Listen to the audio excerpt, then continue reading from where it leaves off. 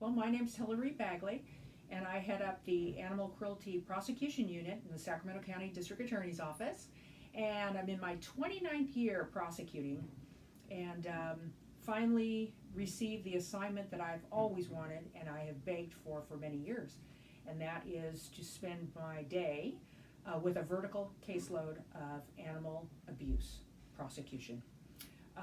I've had a caseload of this as a side caseload for many years, and have a passion for it because I believe that people need to be held accountable for this very atrocious crime that occurs much more frequently than the public realizes. With very little time, I have accrued a very large caseload, and we just announced the unit in November. And along with the unit, we formed an animal cruelty task force, which brings together the best of both worlds, not only the animal organizations and animal control agencies and officers, but also our law enforcement partners, our sheriff's department and our police department, who have so graciously assigned and dedicated a certain number of detectives to help us with the follow-up on these very important cases. So, you're in my office right now, and I decided when I was given the assignment to bring in some of my favorite pieces of art, and I sure have quite a bit here. It's probably pretty cluttered, but I have some of Michael Vick's dogs here on the wall. I have some up on the front. Those are survivors that were rehabilitated in San Francisco, I'm happy to say. And then of course I have a larger picture of Johnny Justice, that was one of the Vick dogs that also had a happy ending, and I like the way it said justice, because that's our ultimate goal here, is to achieve justice. I've been asked why this is important to me, this line of prosecution, and of course it should be important to everyone.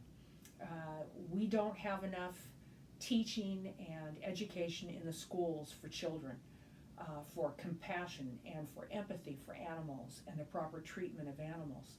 And one of the best ways to turn around the frequency and the prevalence of this crime is to make the statement that people will be held accountable if they commit these atrocities. And they are truly atrocities.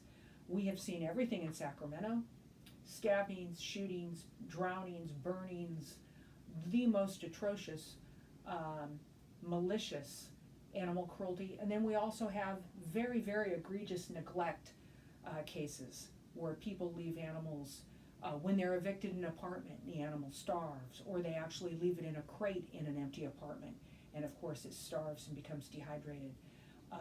And then some of them survive and most do not. So those people are tracked down, and we have very skilled detectives that help us with that. And we do canvasses of neighbors, and we put the case together. We are not beyond executing search warrants and phone warrants. Anything that we do in a normal prosecution felony case, we will do to develop a case to prosecute an animal abuser. And it's very important that we do so. The link between animal cruelty and all the other violence on humans, women, children, the link has been very, very broadly established for many years, probably 35 years, and we have all those statistics handy. But I don't even feel that I need that.